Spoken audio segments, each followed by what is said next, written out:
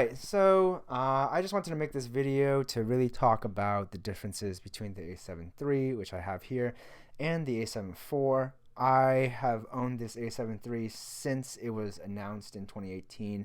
I pre-ordered it, got it on launch day, and pretty much all the videos on my channel have been made recently with this guy right here. And I've brought this camera all around the world. You can see the wear marks along the edges, and I don't really beat my gear, but I also don't baby it. I use it to grab the shots I need, and this camera has worked flawlessly and has been very reliable, and I've been honestly very happy switching over to the Sony bodies, with my first one being the A7 III. And I've tried a lot of different Sony bodies now. I think I've tried the A7 II, which I sold, a couple A6000s, an A5100, which I sold, the A7S III last year, and now we have the A7 IV, which I'll talk about. Just to kind of jump into things, I wanted to throw out some specs for you guys to kind of really consider, because who doesn't love specs? So both cameras use the same battery, that new battery that the Sony introduced with the A7 III, I believe, and the A7 III is rated at around 710 shots, whereas the A7 IV is rated around 520 shots. So, if that's something that's important to you, you're talking about like 200 less shots. And I have noticed now, shooting with this for a couple weeks, that just throughout the day, this guy will be will be lower than what I'm used to seeing on my A7 III. There's trips where I can go out with a single battery, or just a USB battery bank, and I'll be perfectly fine with this camera. But at the end of the day, I've noticed that this guy is sitting at around 20-30% battery, so without taking that many shots. So that's just maybe something to keep in mind. The A7 III has a 24 megapixel sensor, whereas the A7 IV has a new 33 megapixel sensor. I believe both are back illuminated, which offers the crazy ISO performance that the A7 III first introduced. And this sensor is tried and true. Sony has used it from the very first A7, I believe, up to here, whereas this is a new sensor that they've introduced for this body and generation. Both cameras offer IBIS, which is very useful for video. I have videos on IBIS and what it is, so check that out if you want. They both offer 5.5 stops. In terms of ISO performance, both are rated around the same. You're talking about 100 to 51-200, and it's expandable up to 204-800. And from pixel peeping both of these cameras now, from carrying it around, I honestly would say that you're talking about very similar ISO performance in terms of the pictures. I don't notice that it's noisier or anything. It's pretty identical. It's just that you have that 33 megapixel sensor here. The A7 IV also offers 749 phase detect auto points, whereas the A7 III is 693. So you get a slight bump there. And to be very honest, I haven't really noticed a difference in shooting both cameras. It's an identical experience to me. I'm going to throw some specs up for the screen and the EVF itself, which will be basically the viewfinder here and the screen here. Sony updated the EVF and viewfinder here, so you get more dots, and you get a crisper, nicer image. Still not as nice as the A7S III. Okay, so something interesting that I will throw in here as well. Sony doesn't advertise their dual native ISOs, but many users basically reported online that Sony's have a second native ISO. So with the A7 IV, we're talking about no picture profile with a base first ISO at around 100, and then the second native ISO kicks in at around 1600. The A7 III starts at 100, and the second native ISO kicks in at around 640. And just to kind of have perspective here, the A7S III is around 80 to 1600. every picture profile should be different. The specs I'm looking at should be no picture profile. And if you choose to shoot an S-Log, you should get better dynamic range, which is, usable ISO. And how this basically works is it boosts the signal to the digital analog converter, which in turn, looks like lower noise. And you can find plenty of articles. Gerald Undone has plenty of videos on this. Philip Bloom has an article on this. It's cool stuff if you want to dive into that. All right.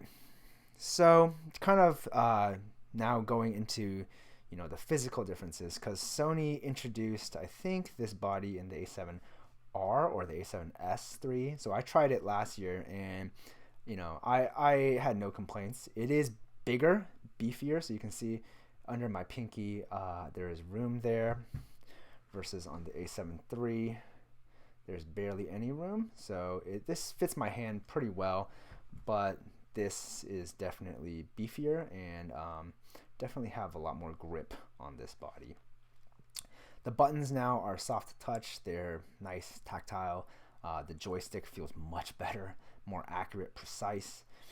You have the new locking EV comp up here, which you can set. I love that because there's many times where I would shoot or have this slung and it would just kind of kick it and I wouldn't notice it until afterwards. So, just nice little updates.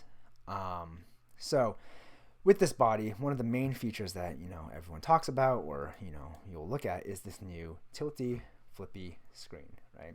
So you can get selfies, you can film yourself. It makes composition really nice. If you want to go down low also, you can, get those portrait shots. And, I love it. It's very nice. The new functionality is very nice. You'll have the options, to kind of tap and scroll in the menus themselves. So besides just, using the physical buttons. So it's very nice. You can go through your pictures, you can set your settings, everything touch, instead of just the touch to focus or set autofocus points on the A7 III. Another thing to note is that the A7 IV does have a quieter shutter, and I've noticed that in the A7S III as well. Not that this shutter was bad or anything, but I'll throw in some sounds. So basically, here is the A7 III.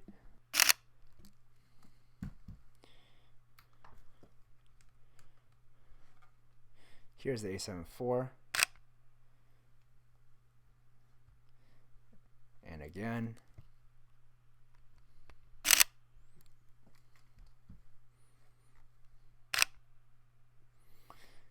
It's just softer, more dampened. If that's just something to note, for you. Okay, continuing on. The new AF system is fantastic.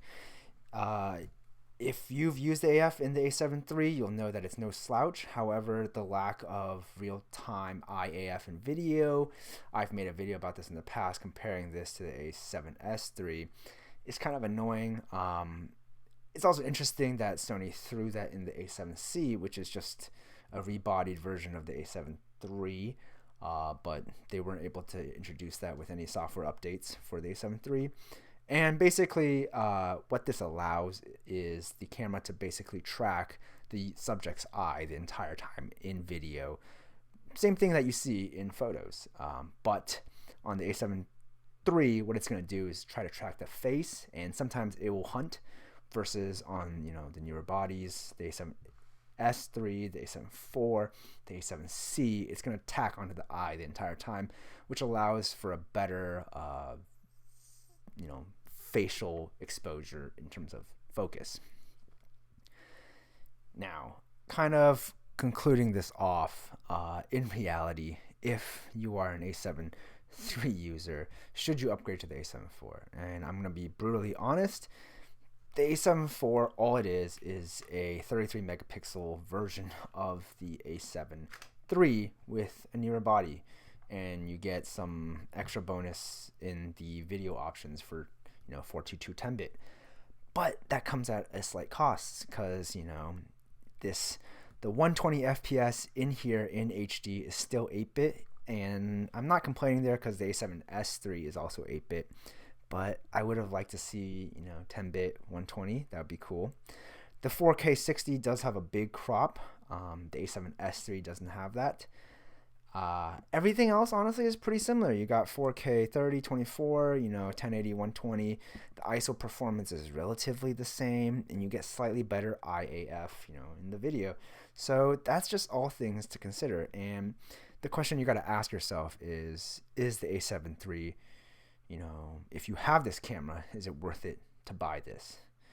If you don't have this camera, I also want to point out that A7 III prices are sitting at around $1,000 to $1,500 on the used marketplace. I saw one go for $900 the other day on eBay, and the A7 IV currently sits at around $2,400 to $2,600. So the question is, do you really need that upgrade? Should you spend the extra $1,000 maybe to get a good lens? So that's something to ask yourself.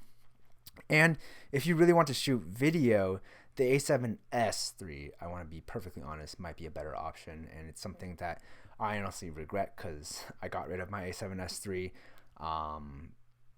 because I thought the megapixels weren't enough, but that's a different video altogether.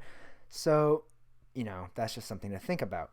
At the end of the day, the A7 III is a fantastic camera, and I highly recommend it. I recommended it to like 4 of my friends looking for bodies, and they got this camera. I have been perfectly happy. The A7 IV is a fantastic body. If you're gonna make money or off of your gear, I highly recommend it. 33 megapixels is pretty insane. I've been shooting with this A7 IV. I accidentally ordered 2 of them. So I got one here, one here, one here. But yeah, if you guys like this video, please like and subscribe. I'm going to be dropping a lot more videos on the A7 IV in terms of how it compares to the A7 III. And hopefully I'll see you guys next time.